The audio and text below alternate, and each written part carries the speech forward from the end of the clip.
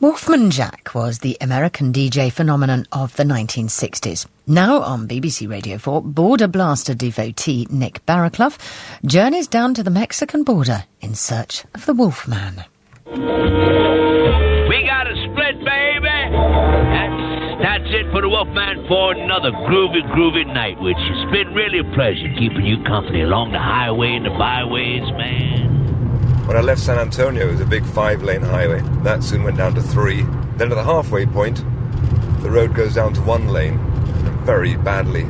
It's getting hotter. It's close to 90 degrees now. I've seen armadillos, skunks, and vultures circling. We got lots more for you here on the Big XCRB for all our Spanish-speaking friends. Senor Carlos Caramaggio, real funny-looking cat. It's 150 hot miles from San Antonio to Del Rio in the Mexican border. This is the world of Coen brothers film noir, cowboys, tumbleweed, and roadkill. It's also the cradle of border radio and radio station XERF, which is based in Ciudad Acuña, Mexico, across the Rio Grande from Del Rio, Texas. XERF, the most powerful of all the radio stations on the border. This station would become synonymous with that extraordinary radio personality that was Wolfman Jack. Immortalized in George Lucas's film American Graffiti in 1969, Wolfman was the most outlandish, the most scandalizing, the most elliptical disc jockey of his era. Yes, baby, you leave me breathless, Jerry Lee Lewis, with Wolfman Jack. Here's Ricky Nelson.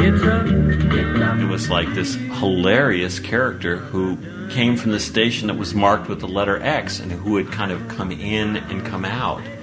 And they didn't know where he was, they didn't know who he was, and they didn't know what he was.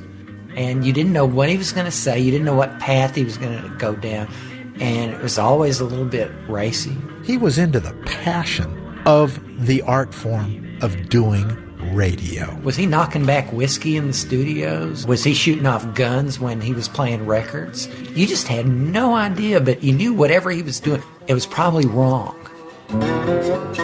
But really, to appreciate who the Wolfman was, you have to understand that he was a product of decades of radio renegades, crooks and zealots who broadcast from the Mexican border in the 1930s and 40s. Bill Crawford is the author of Border Radio. Thinking about Mexico at this time in the 30s up until really the 1990s, the border, La Frontera, was really very sparsely populated on the Mexican side. Very few people lived in Mexico at that time. So these stations that were high-powered stations, even as far down south as Monterrey, but aimed up towards the north, they didn't really have much listenership in terms of the Mexican audience. These stations were a tool that the Mexicans used in ongoing negotiations with the U.S. for allocation of international high-frequency radio signals. The Mexican stations were known as border blasters because they transmitted at huge power, which meant the signal travelled a long way, particularly at night. In an international agreement that heavily favoured the United States, Mexico came away with a small slice of the available wavelengths. Bitter about this, they wound up their northern neighbours by broadcasting an array of anarchic and often provocative programmes which, climatic conditions permitting, could be heard all over the United States. Un minuto para las 7. All right, a ver. What does it cost to get across? $2.50. Buenas. Un recibo, por favor. And howdy do, friends and neighbors. Bill Garrett speaking to you and inviting you to stay with us for the next Back in the hour 1930s, border radio was all about God, money, sex, and of course music. The audience was rural, poor, and hopelessly vulnerable to the persuasion of exotic voices shooting through the ether. Joe Nick Potofsky, a liberal Texan, there are such, lives with wife and son about 20 miles outside Austin, up on a hill with a creek he told me he'd bathed in shortly before I arrived. This was a period when radio is just, it's a new phenomenon, it's reaching the masses, and it has great appeal. It was literally the electronic campfire. It was storytelling. It was talking to people like you're all part of an extended family. So there was a lot of this friends and neighbors. Thank you a lot, Bill Garrett, and howdy, everybody. We're just awful happy to be here once again in the studios of XERF 915. Probably the most powerful way that it's used is that all these bands are playing live on the radio. They need content, as we call it today. It was a great way of exposing yourself. Hope you're all feeling fine tonight. We've got a lot of playing and singing for you. And Bill, don't you run off either, old boy. And it was this huge potential for exposure which made border radio the breeding ground for those who'd go on to become televangelists. And he shall see, even I shall smite you in your head, I shall smite you with insanity. Brilliantly manipulative preachers who could literally breathe the fear of God into their listeners' hearts. The preachers on border radio were wonderful showmen. They were phenomenal audio artists. This was their only outlet for decades. I think my favorite is Reverend Sam Morris, the voice of temperance, who preached against the ravages of rum. Wine is a mocker. Wine is a mocker. Strong drink is raging. She came in one night so drunk she didn't know what she was doing and started to take a bath in the bathtub with her clothes on. In utter disgust, her husband said, I ought to take a gun and blow your brains out. But they were all showmen, and they all had different styles of delivery. Some would get into the microphone and say that they'd talk to God face to face. And others would be back there saying, you gotta buy this prayer cloth. And that's what made them so fascinating to listen to. Then there were the psychics, known as the mentalists. These are remarkable letters, and I know that you'll have to agree with me that the miracle power, while it's a book... They promised you the key to better knowledge and happiness, if you sent in a little money, of course. So friends, if you're not happy, if something's keeping you from happiness and success and contentment of mind, send for your copy of the miracle power and do it at once. To reminiscing, I always get to missing those sweet money-making days of long ago. When I got my things in order, when I landed on the border, to sing and yodel on the radio. But beyond the schizophrenic array of entertainment on border radio, the driving force, the thrust of the whole thing, was money, advertising. Friends, will you please give me your serious attention? Because I'm going to tell you something that may change your entire life. So please, listen carefully. There are few originals left now who still have that easy, slick tongue and fierce loyalty to border radio. But Dallas Turner, yodeler and cowboy, is one. The biggest sellers, Nick, the biggest sellers you will always find were health, sex, and religion. We sold aphrodisiacs, erection enhancers, feminine hygiene equipment with free enema attachments. Did they work? Yes. Everything was guaranteed to work or you got your money back. We had the Swiss Weather House. We sold that. You know, buying genuine simulated diamonds for $3.95. You know, buy your wife this beautiful gemstone. You know, people didn't know what simulated meant. The best way to give the system the water it needs is to keep a glass handy, constantly sipping. My favorite sales pitch was for crazy water crystals. A well was discovered and an insane woman who drank from it regained her senses. The water was named Crazy Water. And the gentleman who ran the Crazy Water franchise came up with a product which I think is one of the more brilliant products ever invented, which is Crazy Water crystals. And that's the way to drink Crazy Water. Drink it between meals, before retiring at night, and... Now think about it for a moment. They're crystals. You add water to them when you guy them. It's dehydrated water. The man is selling dehydrated water. All you do is add water. Brilliant! I mean, you can't get a better product than that.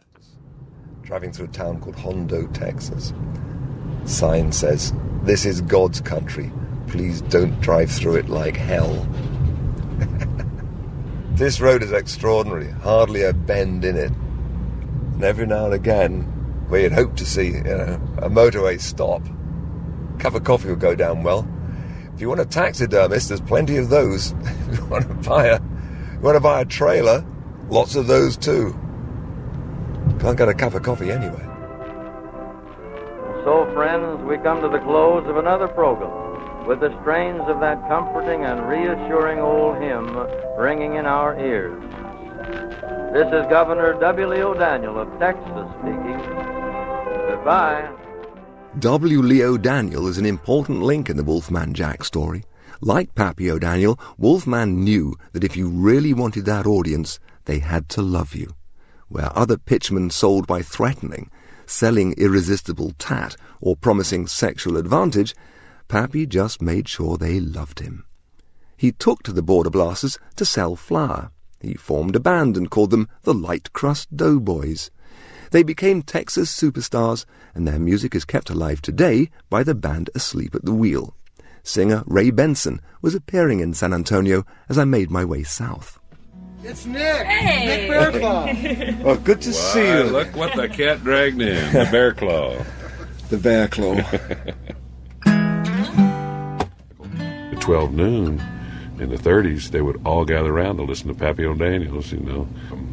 He would preach to them sort of like a preacher almost and say, for the safety of your family and the health of your people, use the finest flour there is. You know, don't get that crap. Get the good stuff, you know.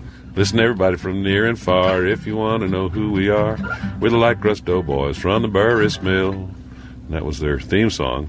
Now, of course, you remember, every woman baked back then. I don't know, you know, that's how you got bread. You didn't go to the store and buy bread. So flour was huge, you know. And so you take the combination of commerce and media and politics, and that's what was happening. One day, O'Daniel made a surprise announcement to his radio audience. He said, ladies and gentlemen, I'm considering running for governor of the great state of Texas. Now, you write in and tell me what you think. Should I run or should I not? And he claimed that more than 44,000 people wrote in and said, go for it, Pappy. But that 3 wrote in and said, you're just too good for the job. Don't do it. So O'Daniel ran for governor in 1938, but he ran and he won in a landslide. I like mountain music, good old mountain music, played by the real... XERF Villacuña, Coahuila, en la República Mexicana. That means you're listening to XERF Villacuña, Coahuila, in the Republic of Mexico. That's Neil Stack on the Wolf Band Tax Show. And right now, I want you to feel, when in your life will you find a time to equal this hour, this day, that will live in our mind's eye forever? Here's the teddy bears.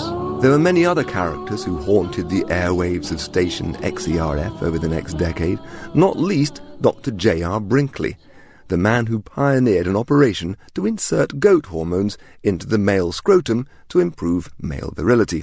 And no, it didn't work. You're holding back, many of you right now listening to me on these morning and evening broadcasts, and you know you're sick.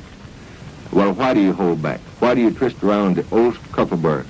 Come at once to the Brinkley Hospital's Little Rock, Arkansas, before it's everlastingly too late. The popularity of the station and the cash it brought in put the spotlight on the tiny town of Del Rio, Texas. Then, in the mid-1950s, a clever young lawyer called Arturo Gonzalez took over the station and moved it into the Chihuahuan desert. Arturo was the man who would later give Wolfman Jack his first slot on XERF. He's 99 now. I met him on the veranda of his grand offices in Del Rio. We bought a 250,000 watt transmitter. The Mexican corporation did. And it cost $250,000. I think I agreed. I don't know how much they agreed to pay, but I remember it was a substantial sum. I think at the radio station XERF, Del Rio got on the map through precisely the radio station XERF, and through Wolfman Jack and other announcers that we had on the station that were just absolutely fantastic to me. What they were selling is just beyond me, how they could sell it. When you go down to the former site of XERF now, all there is a supermarket car park. But back in the late 1950s, after Arturo Gonzalez got his hands on it, It was a series of low, single-story stucco buildings tethered to their towering transmitter. Mario Alfaro was chief engineer of the station for many years and a close friend of Wolfman Jack's. It was the most powerful radio station in the world. And with all that power, it was an omnidirectional antenna. You could hear in Australia, in Germany. And in fact, now that I'm an older person, I meet a lot of persons that tell me, hey, I used to hear you when I was in Germany. I used to hear you when I was in all over Europe. This is the world's most powerful broadcasting station, XER de Acuña, Coahuila. Ungoverned, unrestricted, and left to its own money-making devices, XERF was wild and it was dangerous. You literally put your life at risk by going anywhere near it. The most power you could have on an AM station was 50,000 watts, and the border stations were 5 times the power. And there's this thing called the skip, as you know, when the signal hit the ionosphere at night, it would be kind of like a pool table. It would just skip and go all over the place.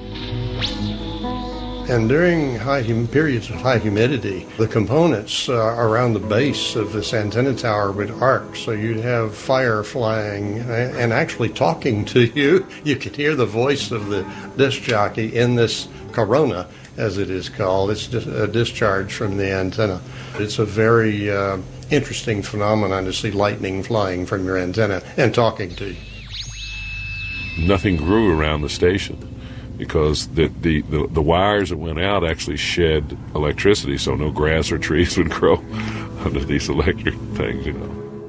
The tube that ran the cables up to the transmitter, you could take a neon bulb, put it in front of it, and it would light it up. Yes. You would come up, drive your car up, and park in front of this thing, turn your lights off in the car, the lights would stay on.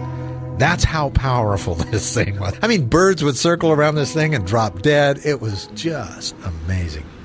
Lonnie Napier. Now, Lonnie is a man who's lived the lawlessness of the border and border radio all his life. But the big thing about Lonnie is that he's the man who became manager to the most thrilling DJ possibly of his century. He recalled meeting Wolfman Jack for the first time.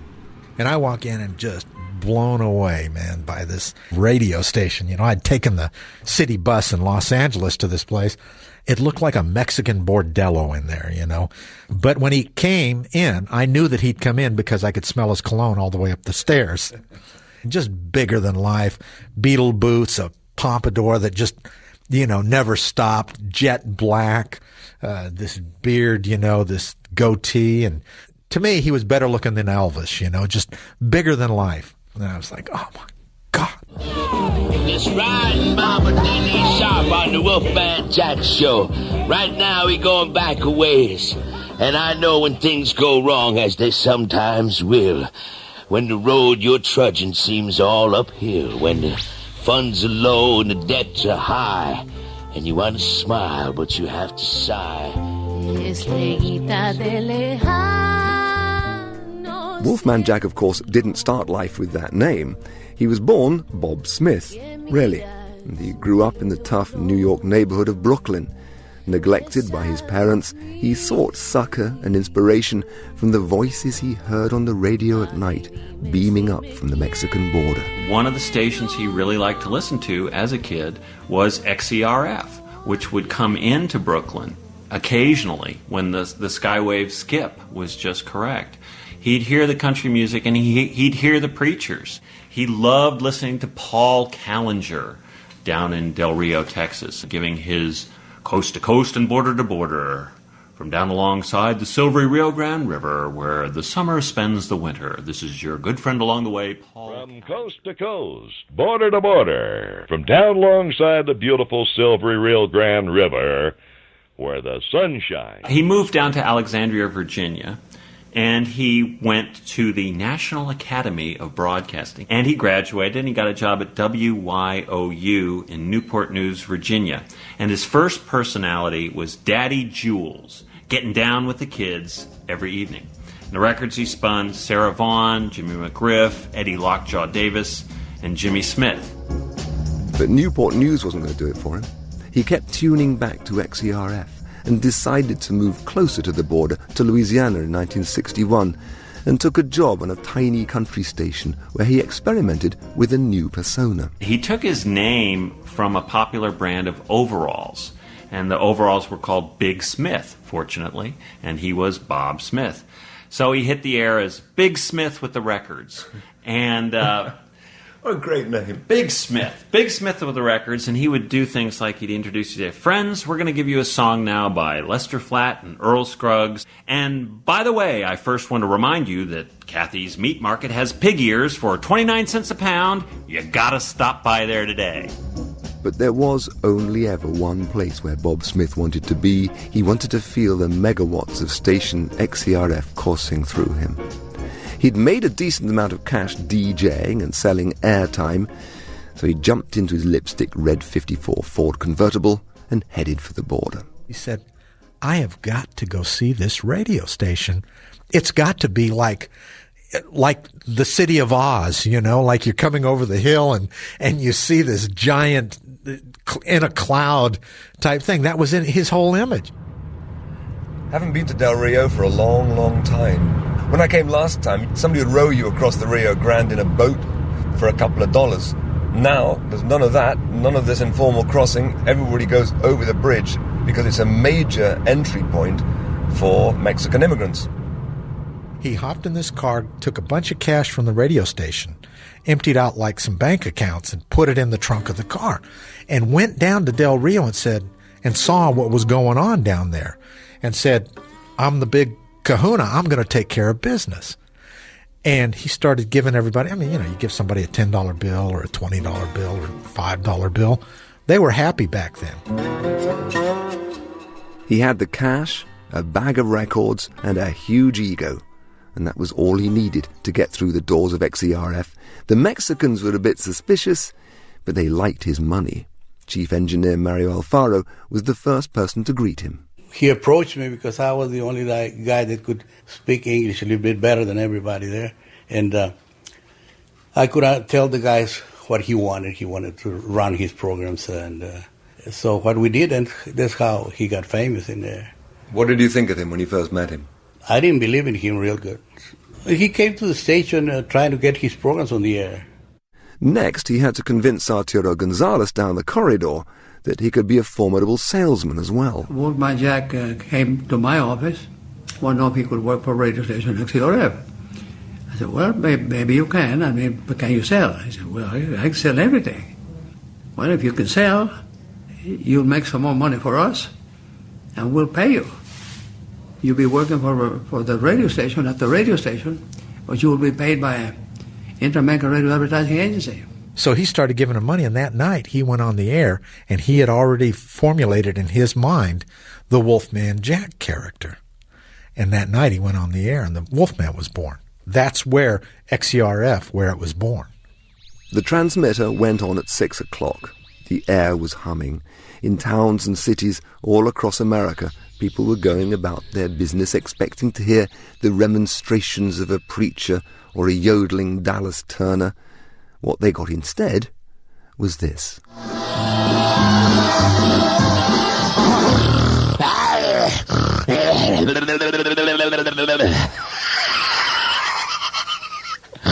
Oh, my heavens, Pets, I've been boogieing so hard I worked up such a sweat, man, I had to take my clothes off. You know what I mean?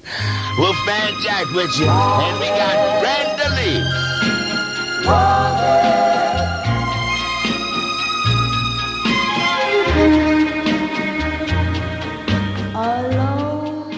I don't know whether it was the mojo of the border, whether it was the stars over the Chihuahuan Desert. Something affected him and allowed him to create this character, which was totally different than Bob Smith. It was a total transformation of his character. There was nothing as exotic, as mysterious, and as forbidden as when I first stumbled upon Wolfman Jack broadcasting from the border. I mean, people heard him. They didn't know whether he was black. They didn't know whether he was Mexican. They didn't know whether he was Martian. He was just a totally different character. And his rap was different than anybody had ever heard. And then this voice was almost scary. I mean, it was really scratchy and nasty and dirty. And it was delicious. You wanted more of it. It was threatening, but you wanted to hear more. Yes, baby, you leave me breathless, Jerry. The wolf was born.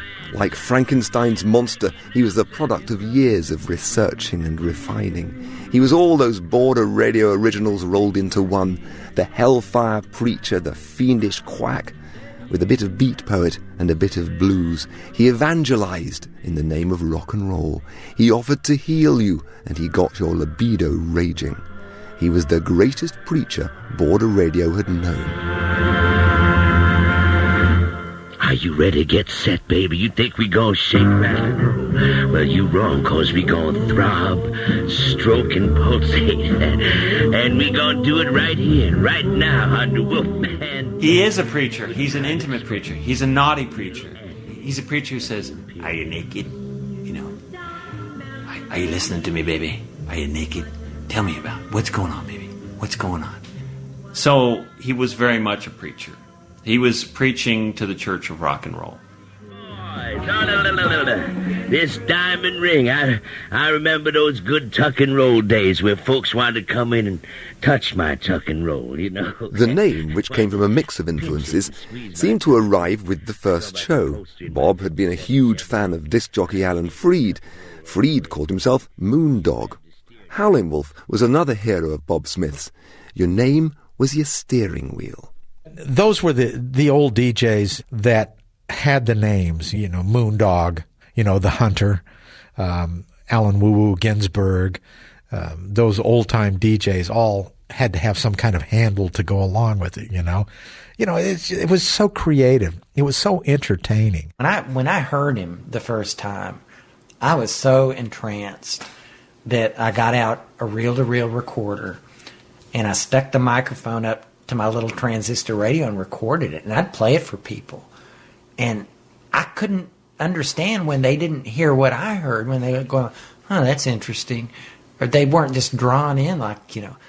Because when you heard him, you got the sense that you had unlocked the key to a really secret world. All right. Okay, Bosco, I got an audience to make love to, you understand? All right, bye. That's a gas flame.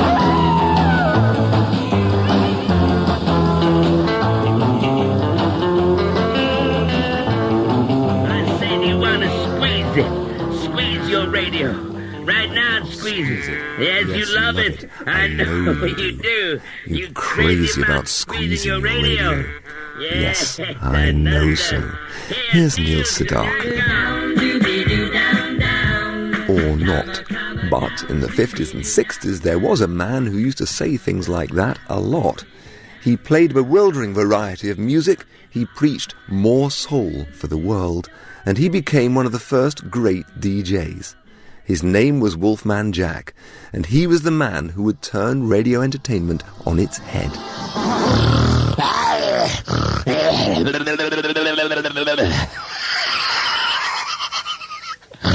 Oh, my goodness, heavens, Presley, I've been boogieing so hard, I worked up such a sweat, man, I had to take my clothes off, you know what I mean? Wolfman Jack with you, and we got Brenda Lee. There was nothing as exotic, as mysterious, and as forbidden as when I first stumbled upon Wolfman Jack broadcasting from the border. I don't know if it's godlike or it's devil-like, but it's otherworldly. He had a power. He was into the passion of the art form of doing radio. And then this voice was almost scary. I mean, it was really scratchy and nasty and dirty, and it was delicious. Rather wonderfully, his real name was Bob Smith. His first DJ catchline was, Bob Smith, with the records. But Bob had a dream to take over XERF, the most powerful of the radio stations known as border blasters, which ranged along the Mexican border. One day he headed down to Mexico, charmed the owners, and bought himself a show. Texas music journalist Joe Nick Potofsky and border radio expert Bill Crawford. In 1963, the usual radio presenter was talking like this. Even the Alan Freed and the rock and roll guys would talk like this. But here was this guy coming from an X station with the theremin sounding going, "Get your boogaloo on, baby, come on!" Ah! He was more forbidden than listening to African-American disc jockeys on the rhythm and blues stations. And if you ran into someone on the street that talked like that, you would assume that they were a hobo or some derelict. You could only imagine, was he knocking back whiskey in the studios? Was he shooting off guns when he was playing records? You just had no idea, but you knew whatever he was doing, it was probably wrong. That's Ricky Nelson on the Wolfman Jack Show, and it's up to you, baby. Let me just remind you, this is 1961. Last night, you know what I mean? I made love to this beautiful chick all night, you understand? And when she stuck her feet in both my ears, and she wiggled her toes, I passed out, and it was just too much for the Wolfman. Here's Benny King now, and don't play that song no more. Don't play it no more. 3, 1, 2, 1, 1, 1, 1, 1, 1, 1, 1. Okay. Address or intersection? We've done all this. Shortest time. Please proceed to the highlighted route. You mean route? Clap for the Wolfman. He gon' reach your record high. It's very flat in West Texas, Very, very flat. And I come from Cambridge. I know about flat. But it's flat here. It's so flat that if you look really, really hard into the distance, you can see the back of your own head. This is the world's most powerful broadcasting station, XERA, the Acuna Coahuila. Radio stations on the Mexican border were unfettered by rather puritanical American broadcasting regulators. Down on the border, you could do what the hell you wanted. And there was an added X factor. British radio DJ David Jensen tuned into the X stations as a youth growing up in Canada. To have a station with the letter X, that in itself was quite exciting. Thinking, what is this? It was all a big mystery, because call letters in the west of Canada all had C's at the beginning, and call letters in the western United States radio stations had K's, so, KRLA. Like most people, when David Jensen first tuned into Wolfman Jack, he had no idea who was really behind that mic. Well, I thought he might have been black when I first heard him, because I was thinking of old recordings that I had heard of Howlin' Wolf, the blues singer.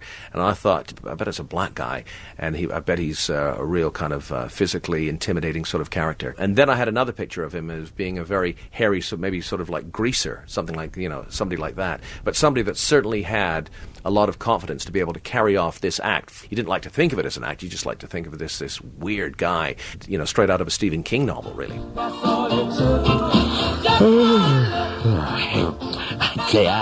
Actually, I'm really worn out tonight, you know what I mean? I was over to Alice Cooper's till about 4 this morning, and I was looking at his barbed wire collection. Even Wolfman himself, who was, by the way, white, couldn't decide what he should look like.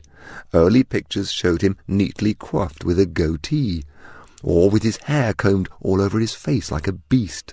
He'd black his eyes with mascara to make himself look ethnic. Robin's going out to El Paso way. But as a pure voice, he was indefinable, enigmatic. And in the late 1950s, when radio audiences listened to presenters of their own race, Wolfman confused this as well. Historian of American radio, Durell Roth. He was a white guy, but he sounded black. He could talk the soul language with the dialect. And that's a beautiful thing about radio. It's totally colorblind.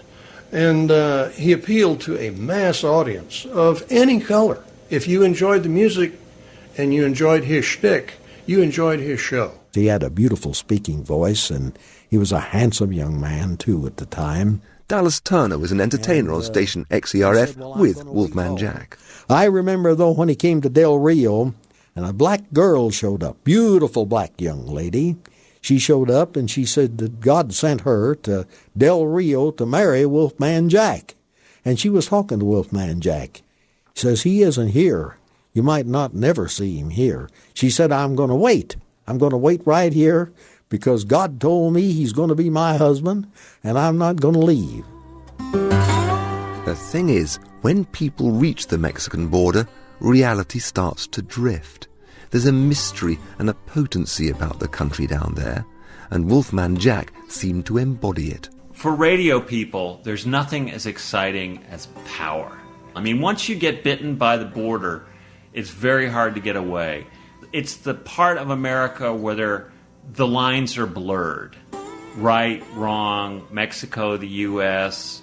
The language is blurred, Spanish, English. What seems black and white to somebody in Vermont is rose-colored along the border. Yes, your lavender lover is upon you. Let us all clasp our hands together and welcome Sammy Turner, baby. Lavender Blue. XERF was musically liberated as well. It played everything from inside and outside mainstream pop music. Wolfman was a huge fan of the black musicians he'd heard as a kid. Rhythm and blues, country, gospel, soul. He paid homage to those artists on his shows. James Brown, Aretha Franklin, those kind of people. Wolf loved the R&B. Always loved the R&B. Lonnie Napier was Wolfman Jack's manager for over 20 years. And James Brown wasn't getting airplay in very many places at that time. But across the border over there, I mean, Wolf was his own program director, his own general manager. He was doing everything when he was on XERF. Wolfman Jack was exposing a general audience, and I'd say a largely white audience, to the sounds that were common on the Southern Chitlin circuit. So Wolfman Jack, in many ways, when with that signal, turned on people that had never had access to that music before. It was great because there was no format. Ray Benson, lead singer from Texas swing band Asleep at the Wheel. Until 2 a.m, get in a car and drive and listen to these border radio stations, and you'd hear, Louis Armstrong, followed by the Robins, followed by Tony Bennett. I mean, they didn't care. They played whatever they wanted.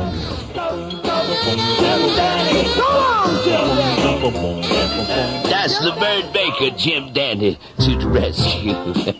Oh, my gracious. We're feeling real good tonight, dear. I certainly hope you are. Here's Doris Troy, Just One Look. Just one look.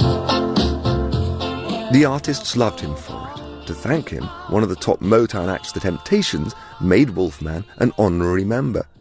The fact that he had such respect for other cultures also meant a lot to the Mexicans, another group of people who knew what it felt like to be the underdog.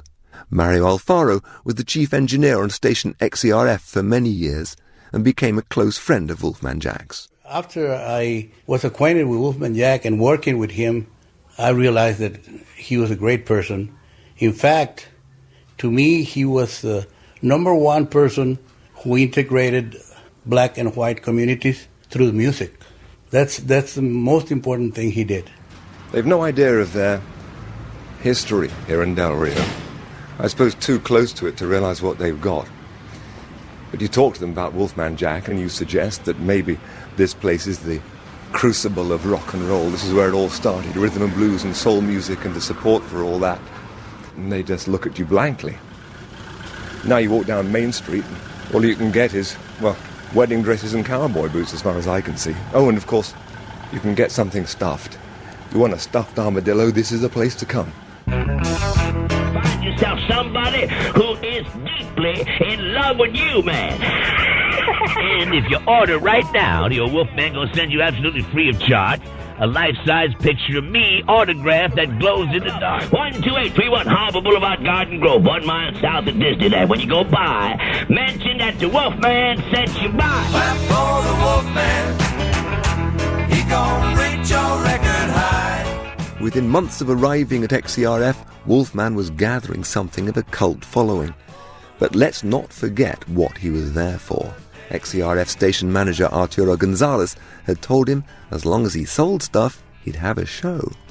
And Wolfman could sell just about anything, including everything you might need to start your own poultry farm. But he was selling baby chicks amongst one of the things that he was selling. Baby chicks for $3.95, 100 baby chicks for $3.95. God only knows what else he was selling.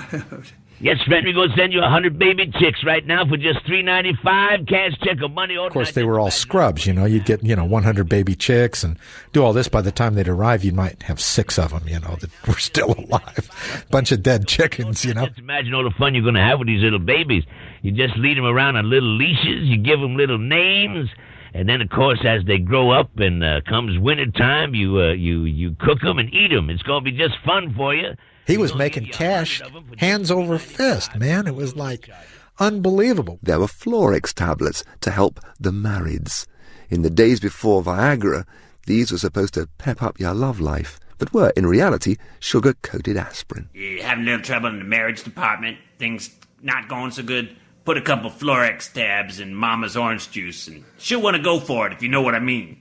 And if you needed any clearer indication of the suggestibility of his audience, studio engineer Jim Gilmore remembers one slavish listener who took Wolf at his every word. Let's see if I can mimic his voice a little bit. Jim, you got to come back here and see what came in the mail.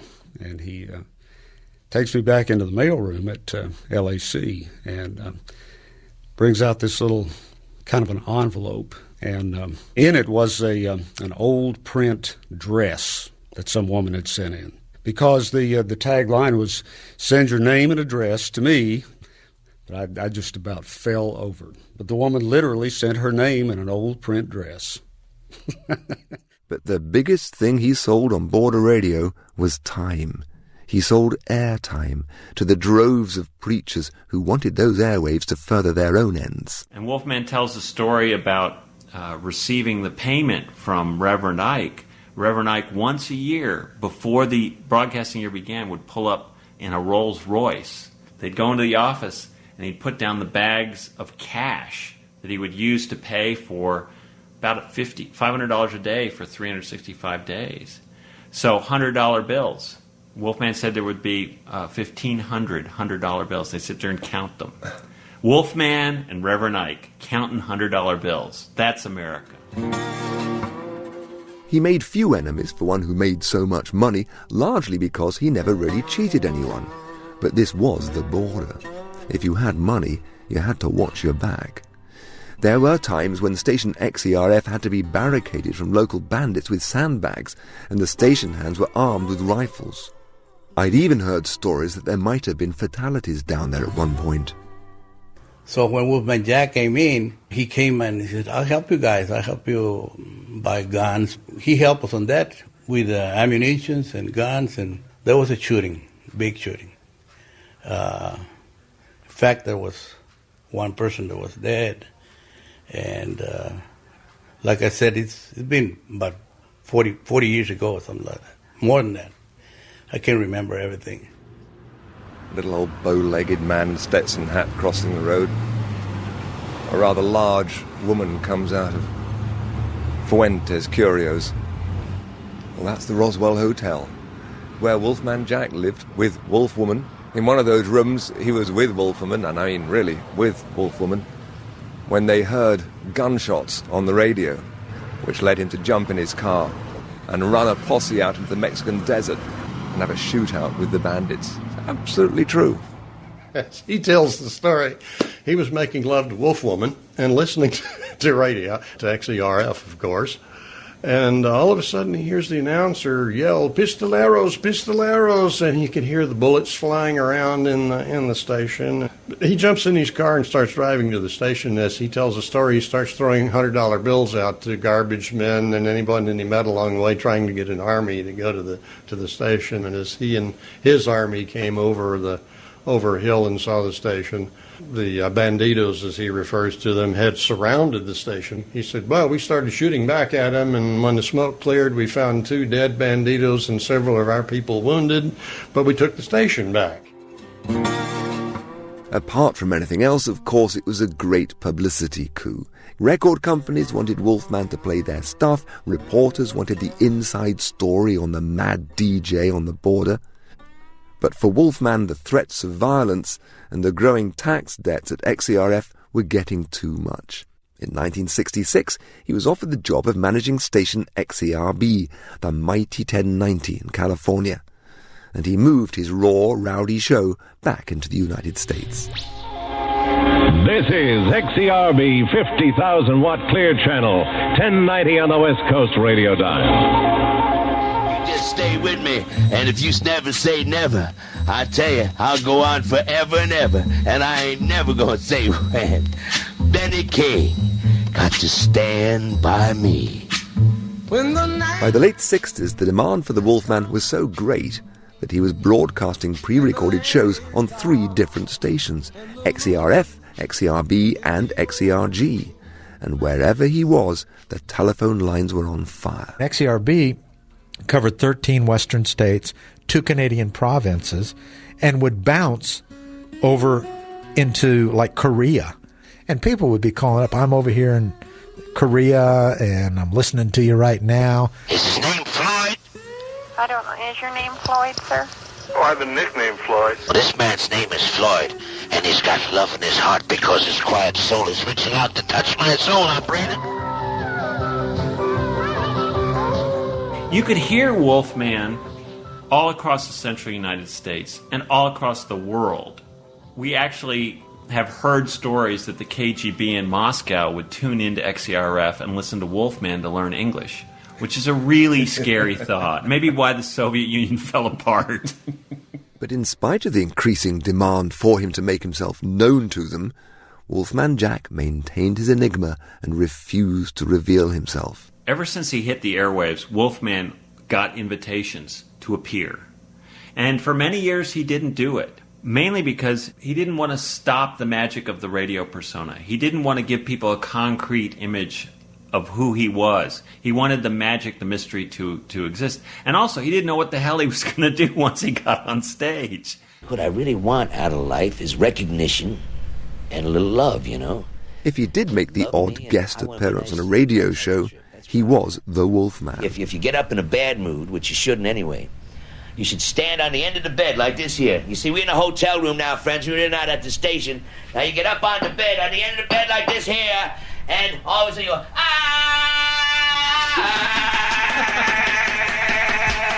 And all of a sudden, man, you just feel good all over. You understand? And his manager finally said, we're just going to start calling him Wolf. We need him to be Wolf all the time, or Wolfman. And I had the hardest time because I'd called him Bob for so many years. But then okay, we'll call him Wolf, because then he got used to that and started liking it. He became that character, totally immersed himself in it. And, his wife called him Wolf. Hi, Barbara. Hi, Barbara. Hi, Barbara. Hi, honey. How you doing tonight, precious? I'm doing fine. How are you, Wolfman? Are you a little peaches, sweet dear? Oh, thank you. Are you having yourself a lovely time? Oh, yes, I am, honey. Are you going to get nasty with your bad self tonight? Oh, yeah, you know it, honey. Are you, shall I pop the question to him? Like his namesake, Wolf was a creature of the night. And when he went to XERB, he became nighttime radio. He loved the midnight hour, the bewitching time as he called it, and the time when a hungering young audience could feed on his tidbits. Joe Nick Potofsky was one of those teenagers. Disc jockeys were really the ringleaders of a generational movement. The whole idea of teens having power, I think that was fairly new in the 1950s, and radio and disc jockeys in particular had the power to bring us all together because we were all listening, and we didn't have many options. I would be going on the weekends down to Balboa Park and the zoo, and that's where me and my buddies would hang out, trying to find chicks and stuff like that, And I remember seeing these guys, and they had this T-shirt with this huge, it looked like a Target circles with this weird-looking character, looked like a wolf in it, and it said, "Have mercy, baby." Are you ready to get set, baby? You think we gon' shake, rattle, and roll? Well, you wrong, cause we gon' throb, stroke, and pulsate. And we gon' do it right here, right now, on the Wolfman Jack, Good Time Express, Little Anthony, and the Imperials. Among those teenagers cruising and hanging out at late-night diners during the early 60s was a young George Lucas, the film director who'd go on to create the Star Wars franchise. As he tells it, as a kid, he'd drive around the Central Valley in California listening to Wolfman Jack, and he responded to his call with one of the great American movies. that 60s coming-of-age film, American Graffiti, in which Wolfman Jack was the oracle, the man on the mountain. Do you know that he just broadcasts from a plane that flies around? American Graffiti was really what defined Wolfman as Wolfman for his later persona, as kind of this avuncular oldies DJ, which was very much different than the wild rhythm and blues preacher of his earlier persona.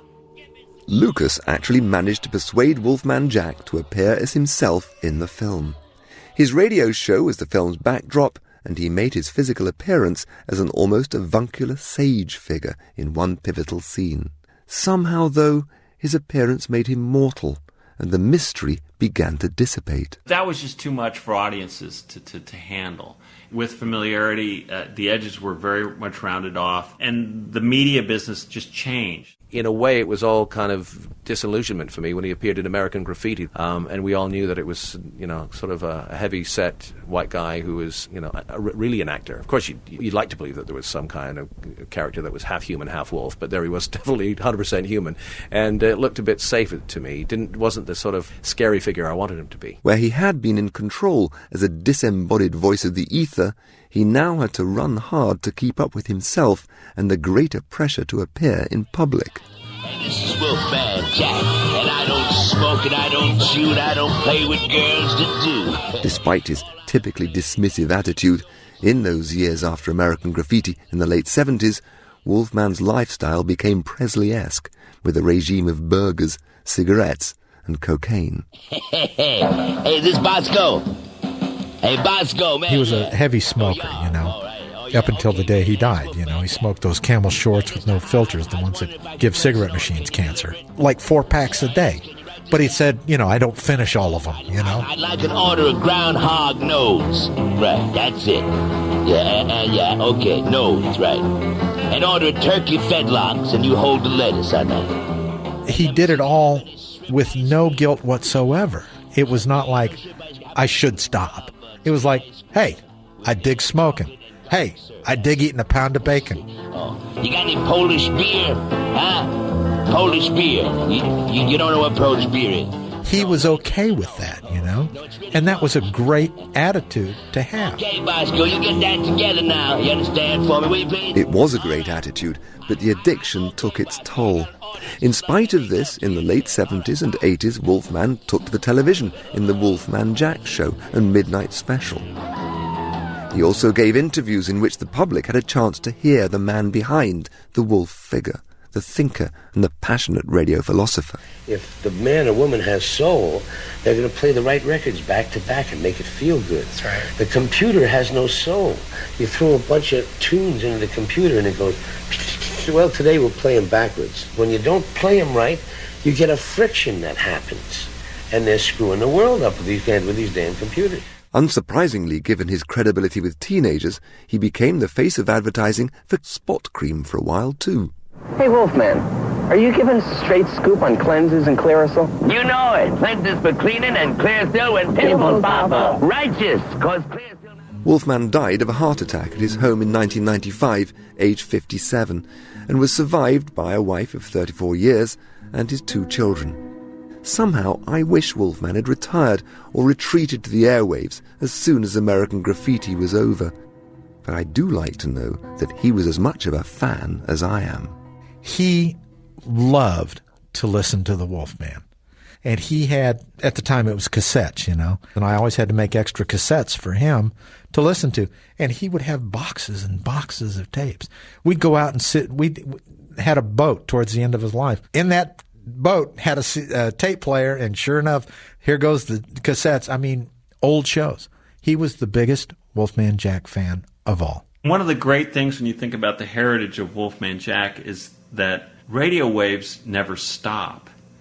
Something that was broadcast in 1963 from Del Rio, Texas, is right now making its way through not just our universe, but the next universe and the next universe. That's it for the Wolfman for another groovy night, which has been really a pleasure keeping you company along the highway and the byways, man. So, some creature, somewhere, in a far-off gallery, right now, may be listening to Wolfman saying, Get naked, baby. Ah! And thinking about what sentient being put that together. And for those of you who want to dig on the Wolfman tomorrow night, I'll be back here, same stand, man, right here on the big XCRB, 50,000 watt clear channel, 1090 on your radio dial. And I'll always be looking for you, baby. I hope you be always looking for me. You understand? When you love, you live.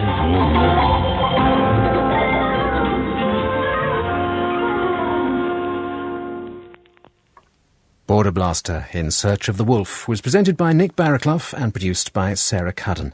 It was a whistle-down and smooth operations production for BBC Radio 4.